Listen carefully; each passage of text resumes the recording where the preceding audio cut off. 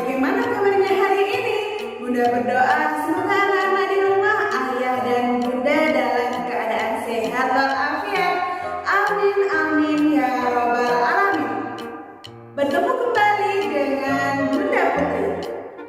Hari ini kita akan belajar tematik 2, tema 5, yaitu tentang wirausaha.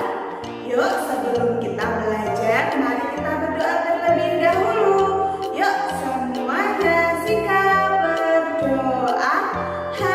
Before we start our list today, please say basmalah together.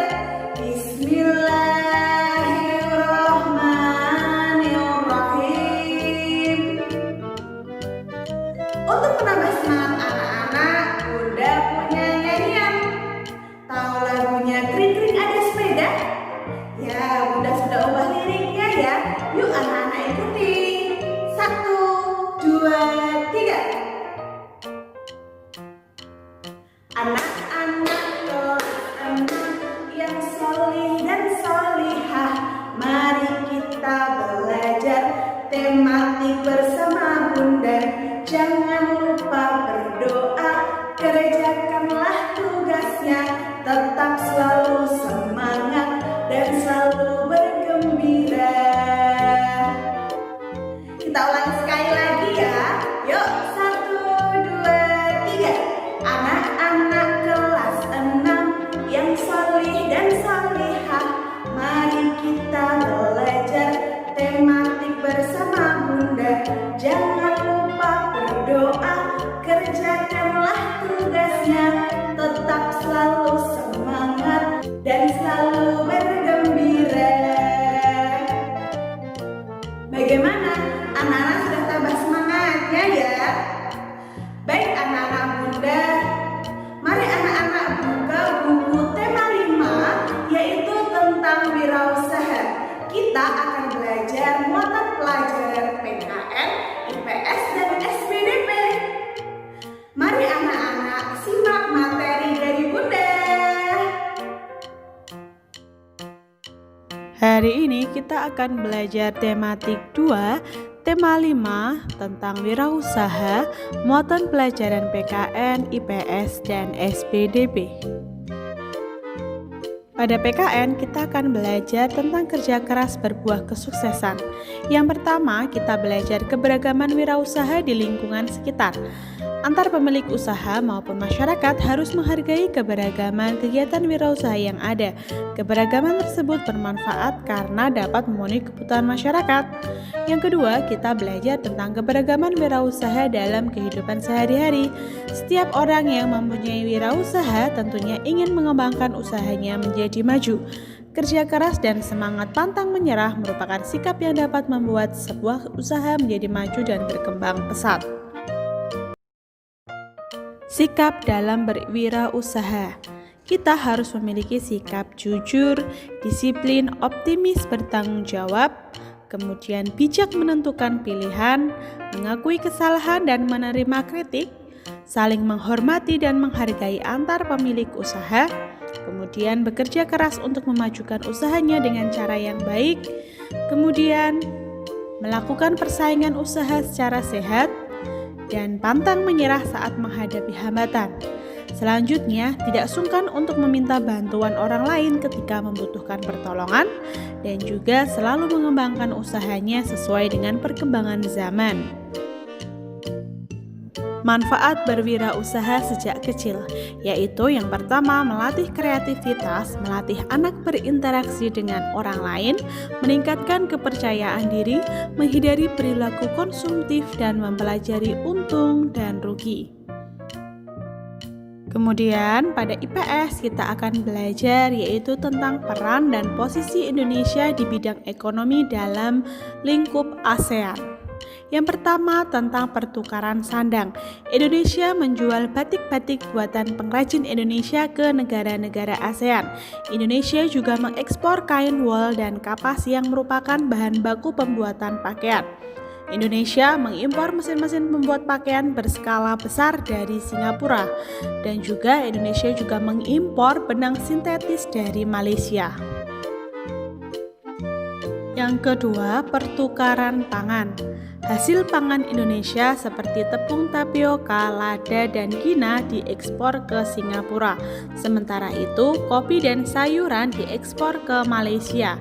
Indonesia juga mengimpor hasil pangan seperti beras, gula, buah-buahan, dan madu dari Thailand dan Filipina. Kemudian yang ketiga tentang pertukaran papan.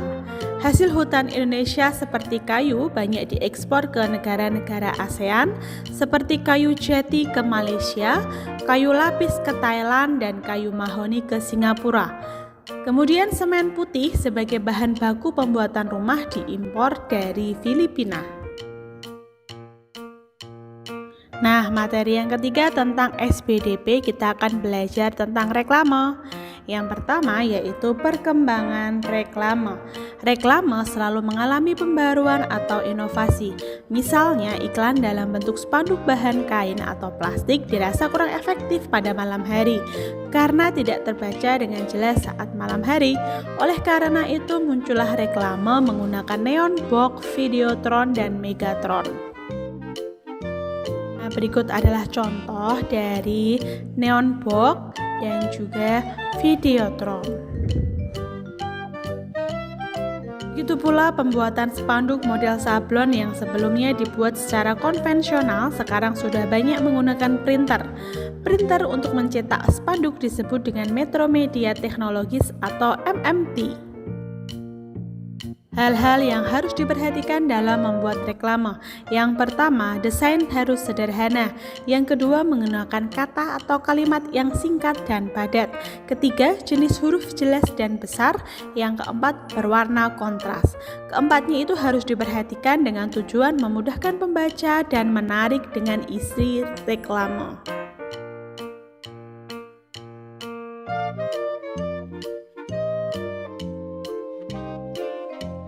Langkah membuat poster adalah salah satu jenis reklame. Yang pertama yang harus kita buat untuk membuat poster adalah menentukan topik dan tujuan. Topik poster dibuat berdasarkan tujuan poster itu. Yang kedua, komposisi poster. Pemilihan kata, letak gambar, dan pemilihan warna yang tepat akan menghasilkan komposisi yang indah dan menarik. Metode pembuatan poster yang mudah. Yang pertama, pembuatan poster dengan cara konvensional dengan cara dilukis. Sedangkan cara kedua yaitu dengan cara modern menggunakan komputer. Namun pada saat ini orang lebih banyak memilih membuat poster dengan cara digital karena lebih mudah dan cepat. Kemudian pemilihan ukuran poster. Poster yang berisi banyak informasi menggunakan kertas ukuran B2 atau 50 x 70,7 cm. Sedangkan poster berisi kalimat pendek biasanya menggunakan kertas A3 atau 29,7 x 42 cm. Tugas hari ini silahkan anak-anak kerjakan worksheet yang sudah Bunda sediakan ya. Bunda yakin semua pasti bisa mengerjakan dan paham materi karena di teladan semua anak itu hebat. Itu tadi materi kita tema 5 tentang wirausaha, tematik 2 muatan pelajaran PKN, IPS dan SBDP. Selanjutnya silahkan anak-anak kerjakan worksheet yang sudah Bunda sediakan. Nah, silahkan kerjakan dengan teliti dan bersungguh-sungguh ya. Baik anak-anak Bunda, mari kita tutup pembelajaran dengan berdoa. Yuk semuanya sikap berdoa. Before we close our lesson today, please say hamdalah together. Alhamdulillahirabbil alamin. Bunda selalu berpesan kepada anak-anak untuk selalu menjaga kesehatannya ya, dan tetap selalu berolahraga, makan makanan yang bergizi, dan jangan lupa untuk selalu minum air putihnya. Baik anak-anak Bunda, Bunda yakin semua pasti bisa karena di teladan semua anak itu hebat. Bunda cukupkan dulu. Akhirul kalam. Wassalamualaikum warahmatullahi wabarakatuh.